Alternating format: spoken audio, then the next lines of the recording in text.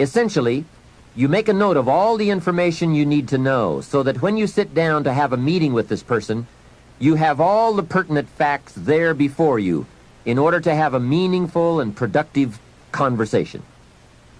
Without this habit, it's so easy to take up time talking with someone and get so very little accomplished because most of the meeting ends up by being devoted to bringing you up to date on the facts you could have already had in your projects book. Now, depending on your particular business or enterprise, you might want to have a tab for each office or each department or each ongoing project. On a more personal level, you might want to have a tab for each family member or for your personal projects, investments, finances, game plans, and so forth. It's just an effective way to keep all the key pieces of information readily available so you won't have to be continuously hunting through files and drawers for the data. It is the best way I know of to study your business and life projects. A projects book is a guideline for this study. We simply don't study files. They are for storing information. The projects book is for the daily or weekly summary accounting of all the pieces, like a financial statement of your business at the end of the month. In fact, that is one of the sections in your projects book. And another secret. With a guideline to study, it keeps you on good mental track. If you try to study your business and your life in your head, you will for sure miss something, miscalculate, or let your mind go undisciplined in those high thought areas where the ideas and plans and inspiration for fortune lie. It's the organized, better disciplined thought that produces abundance. Everyone is thinking, but mostly about how to get by. I'm asking you to develop these tools and disciplines to think about how to become wealthy and happy, powerful and influential, sophisticated and unique. The next way to think on paper is to keep a day timer, a daily log of your list of things to do and your appointments and schedules. This is where I also keep the agenda for my telephone calls. It becomes a clear and useful record. If you have a business and need to keep track of expenses for income tax purposes, your day timer should also accommodate this need. A day timer is also a good place to record telephone numbers and other key information that you need on a daily basis. Basically, it's a way of keeping a record of your daily activities. Your day timer can also be used as a gathering place for all the details or highlights from your day which need to be logged into your journal or projects book at a later time. It's just an efficient means of keeping track of your days and scheduling your projects and appointments. I strongly recommend that you develop the day timer habit. It only takes a few minutes a day to keep your records up to date, and the time and information you save by using one is massive. Now here's the fourth way to think on paper: the all-important game plan. A game plan can make all the difference in the world in how your months and years work out for you in terms of both accomplishment and satisfaction. Whether you do business at home, down the street, within the community, or around the world, game plans are essential for maximizing productivity. Here's a phrase worth remembering, and that is, don't start the day until you have it finished. That idea is worth the money. A plan before you start. A day is a major piece of the whole strategy of your wealth plan, your success plan. I know it is laborious, but it's labor and effort that pays in cash and accomplishment. And remember, value is on the other side of effort, not hope. Now, if you want to make a lot more progress and income, here's the key. Don't start the week until you have it finished. Of course, it is more challenging to finish a week than to finish a day, but the pay and the results are so exciting, you won't mind the challenge. And if you want to make a lot of money and big success, don't start the month until you have it finished. That one is a stretch, but high in reward. Now, if you want to start walking among the heavyweights, here's the key. Don't start the year until you have it finished. I don't want to kid you. This one is difficult. It's reserved for those few who do and become the superstars in accomplishment, enterprise, wealth, influence, and lifestyle. It's a high road of sophisticated disciplines, but I'm positive you will like the view and the taste and the company. A game plan is merely a spreadsheet for your activities. It can be a game plan for a day, a week, a month, a year, several months, or several years. And a game plan can be for a single project or for a variety of concurrent projects. Here's how it works. On a sheet of graph paper, you make vertical columns for the weeks or months that this plan is to cover. Then, on the left side of the paper, you make a heading called Activities. Under this heading, you list all of the activities to be performed within that time frame. Let's say that part of your business requires providing ongoing training programs for your employees.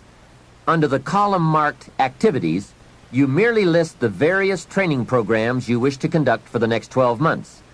Then under the vertical columns for each month, you block off particular periods of time for these training classes. Game plans can be used to help you plan almost any aspect of your business or enterprise. They can also be used to help you organize all areas of your life, from investment plans to reading plans.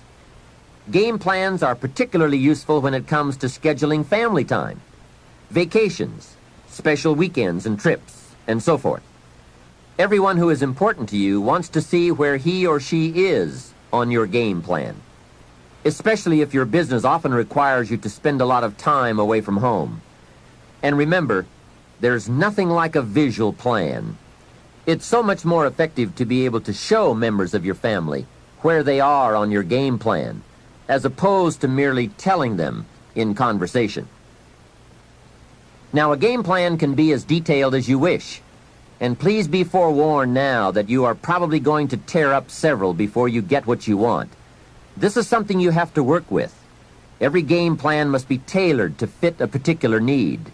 The chart you use for your personal plans may not necessarily be suitable as a chart for your business plans. Here is another key benefit of using game plans. If you have your plan in your projects book or up on a wall somewhere, it serves as a constant reminder to get busy on all the activities you have scheduled. Or, if there are a lot of blank holes beside the activities you have listed, your plan reminds you to get busy scheduling them. Now you might well ask, doesn't a calendar do the same thing? Not really. Many of the events on your game plan will be on your calendar, but here are the major differences. First, the visual reminder of the spreadsheet and the list of activities on the left that have no corresponding time assigned to them on the right serve to remind you of what is not yet done. A calendar just won't give you that kind of information.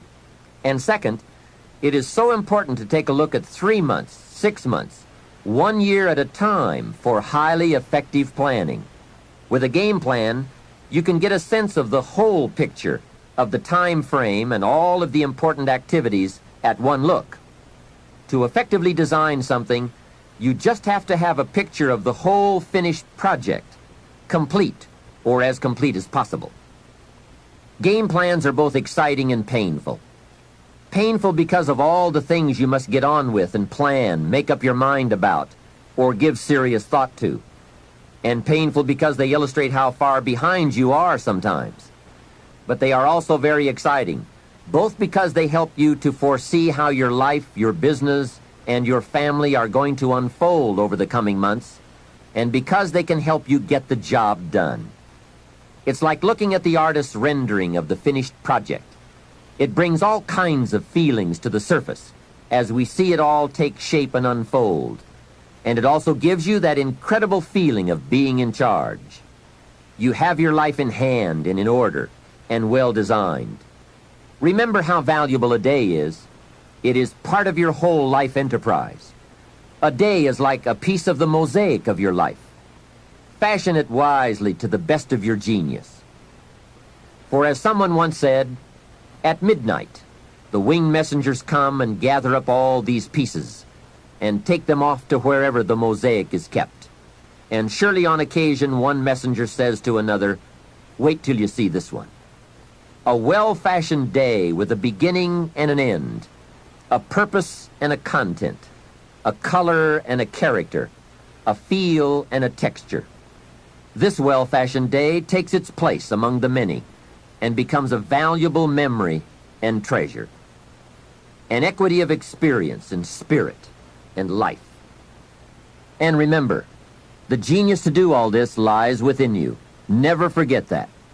Some people say, if I was as smart as you are, make sure you make the correction in thinking to say, if I had developed as much of my smart as you have.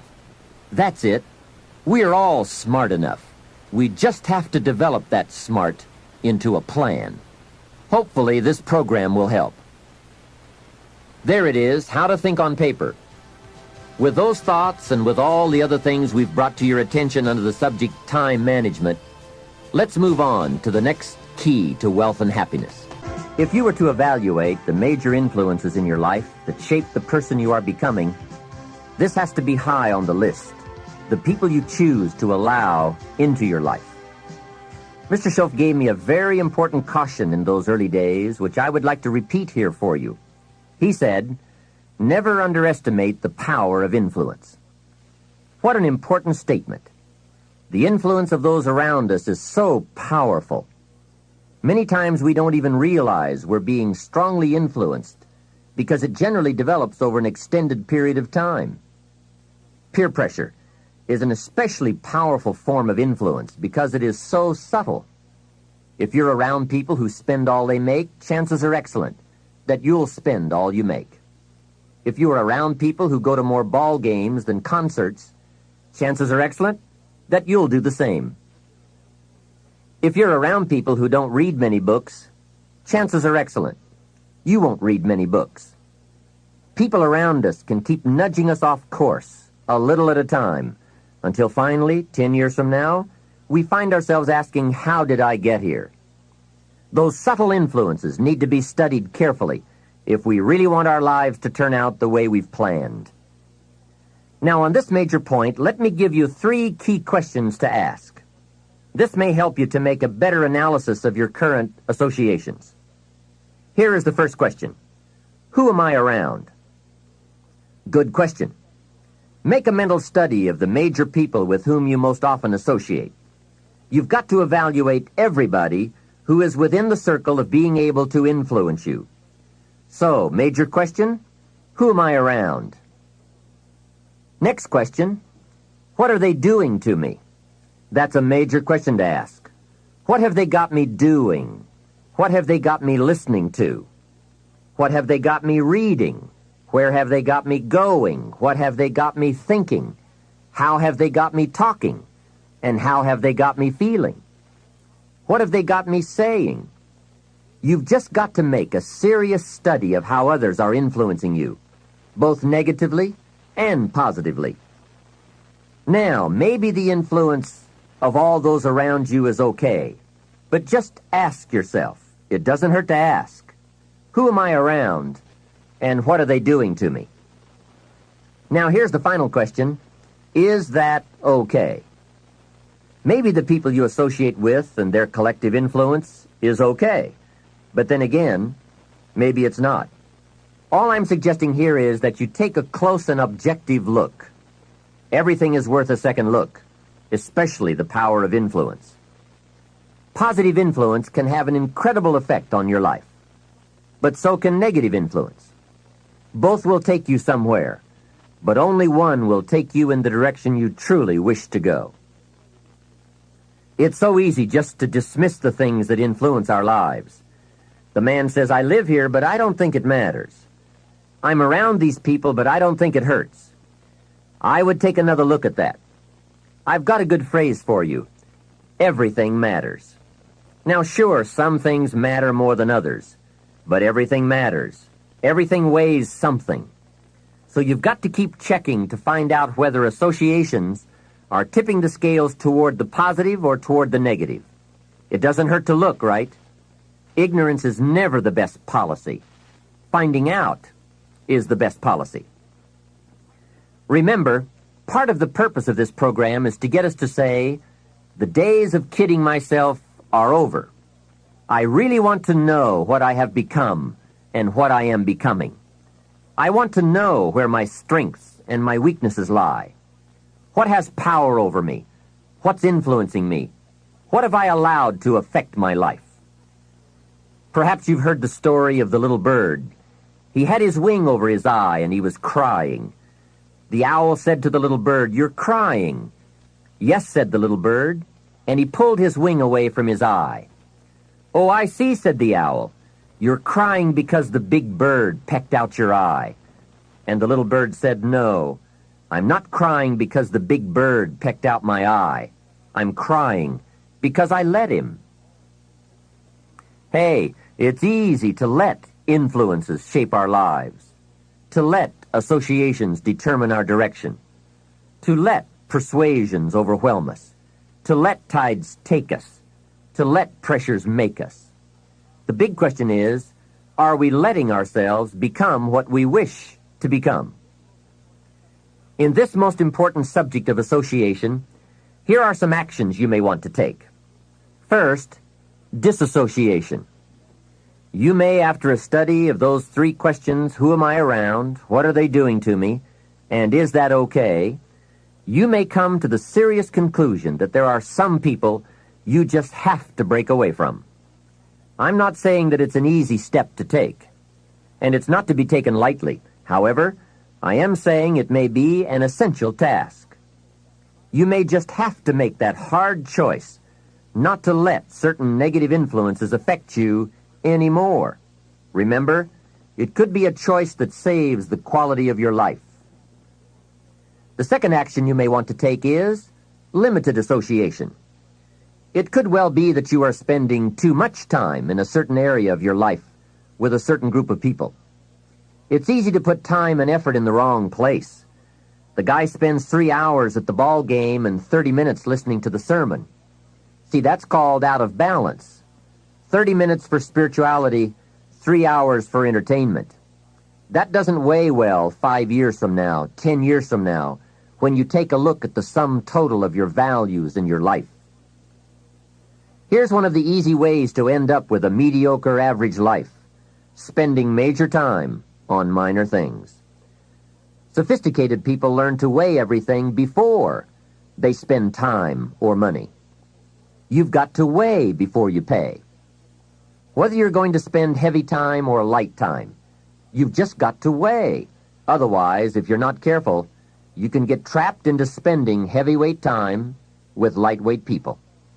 Now, it's okay to have casual friends as long as you give them casual time, not serious time. Spend major time with major influence and minor time with minor influence. It's so easy to do just the opposite, but don't let it be said that you fell into that trap. So maybe all you need to do to change some of the influences in your life is not to eliminate them, but merely limit them. Say, I have a good time with these people, but I'm not going to spend days and days with them anymore. I'm just going to cut that down and save some of that time for more major people and more major enterprises. Remember, it's your life. You can spend your time with whomever you want and whenever you want. But you didn't invest in this program for me to kid you. Take a look at your priorities and your values. We have so little time at our disposal. Wouldn't it make sense to invest it wisely? If you have only $100 in your pocket, it's okay to spend $20 for fun and put $80 toward your important values and commitments. But would you be happy reversing those percentages? Better to put the majority of your money where you know it will get you a positive return, rather than put it where the taste is brief and the results are poor. Of course, you must be the judge. You must determine whether the situation and the people call for disassociation or limited association. But remember, if it isn't taking you where you want to be 5 years from now, 10 years from now, now is the time to fix it. The third process is the one I most strongly suggest you begin, and that is called expanded association. That is, spending more time with the right people. People of substance and culture, people who understand philosophy and discipline, people of accomplishment and character. Many years ago, Mr. Schoaf said to me, "Mr. Rohn, if you truly wish to be successful, you've got to get around the right people." Then he said, "It looks like in your present circumstances you're going to have to plot and scheme." And that was true. I had to plot and scheme to get around the right people. On some of those early opportunities I had to be around successful people, I would park my car a couple of blocks away. I knew that if they saw my car, I'd never get in. On more than one occasion, I got the question, "How did you get here?" To which I would respond, "Oh, someone dropped me off." And that was me dropping me off a couple of blocks away. Whatever you have to do it. Keep asking the question, who can I get around? Who could I spend some time with who would have a positive influence on my life? I played every trick in the book I could think of to get around the right people, but it was worth it. Now here's the surprise. It is possible for a modest investment to get around major people. If you had a chance to sit down for an hour or two with a wealthy person, and all that you had to do was to pick up the lunch tab, wouldn't that be a bargain? That person might drop an idea on you that could change your life. For a lunch tab. And that's where we need to go to get our success plan, from successful people. Don't pick up your plan, especially your financial plan, from unsuccessful people. Here is something else exciting. It's possible for people of modest means to start a wealth plan. You don't have to be wealthy to have a wealth plan. You don't even have to be healthy to start a health plan. All you have to be is smart.